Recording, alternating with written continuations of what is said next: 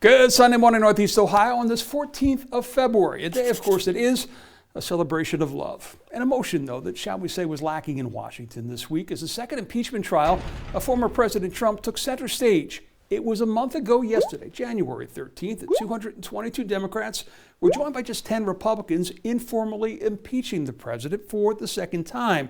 One of those 10 Republicans was Northeast Ohio Congressman Anthony Gonzalez, who explained in a podcast the rationale behind what has been the biggest vote of his young career. In the hour-long conversation with the Dispatch in a podcast titled One of 10, Congressman Anthony Gonzalez spoke of being one of 10 Republican members of Congress to vote for impeachment. He said he had issues with former President Trump's actions leading up to January 6th, as well as the speech he gave that day. But the thing that put him over the top was the president's inaction, he said, in the time between the Capitol first being stormed and the National Guard ultimately being called. I think I'd probably be a no if, he had seen all this and immediately said, hey, cut this out. Here comes the National Guard. We're done. This isn't what I wanted. But instead, we had multiple hours go by. And the first tweet that went out was actually attacking the vice president while the Capitol was under siege. Asked if he considered the political ramifications of his vote, Gonzalez said he did. But you have to love your country and you have to adhere to your oath more strongly than you do your job. Yes, in the short run, maybe you lose your seat. Maybe you don't get to come back. But in the long arc of history, I believe it was the right vote, and I believe it sends the right message. Gonzalez said he believes there is a void of principled leadership in the country that can be filled, provided our leaders do a handful of things. One of which is to simply stop lying to people. It's a very simple concept. Sometimes they're not going to like the truth. Okay, that's fine. But we have to start there. Because I don't know how to govern in a world where we believe things that aren't real. And Gonzalez pointing to the beliefs of QAnon as an example of that. Well, as the Senate impeachment trial played out this week, efforts continue behind the scenes on the president's American Rescue Plan.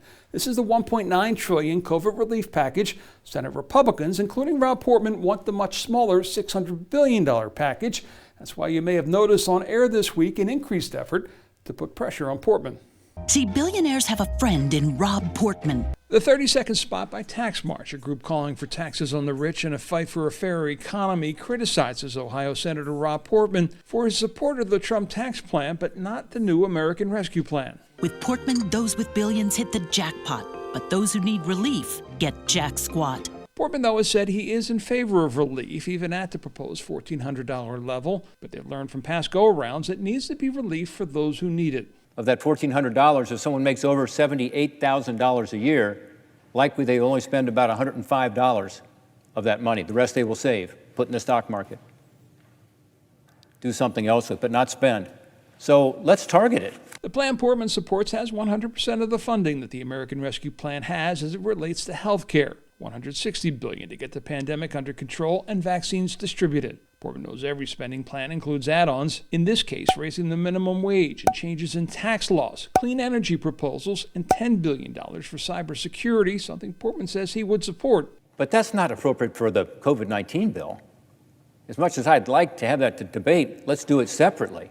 Meanwhile, Senator Sherrod Brown points to numbers like those in a CBS YouGov poll this week that showed 83% support for going big with the full $1.9 trillion. Everything in this bill is what the American public wants. They want the $1,400 checks. They want an extension of unemployment.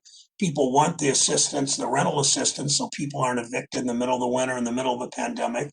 People want help for small business. People especially want help for schools and local government. So I'm optimistic that some Republicans will vote for this. Portman, of course, retiring at the end of his term next year, creating the rare open seat in Ohio for only the third time in the last 50 years. Well, this week, former State Treasurer Josh Mandel launched his third run for the Senate, fueled by, in his words, this week's sham and unconstitutional impeachment trial.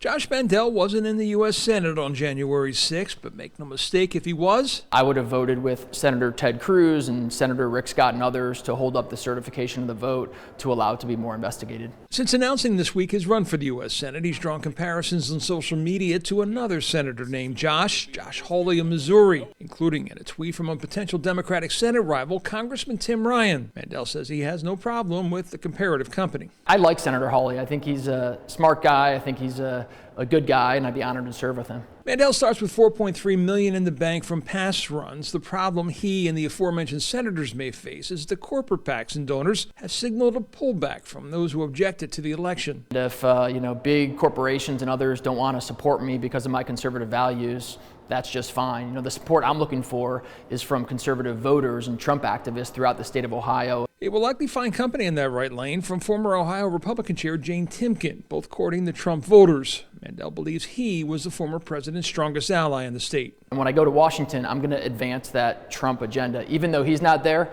he needs folks like me and others in the U.S. Senate to keep advancing that agenda. I asked Mandel if he had a preference for a Democrat he would most like to face if he were to win the nomination. He needed no time to think. I would love to run against Amy Acton. She's like the Fauci of Ohio. Her numbers were dead wrong. Her predictions were dead wrong. I'd love to run against her and have that debate. And as candidates enter the race, both Republican and Democrat, we look forward to bringing you their stories as well. With Democracy 2021, I'm John Kosich. Enjoy your Sunday. Stay safe.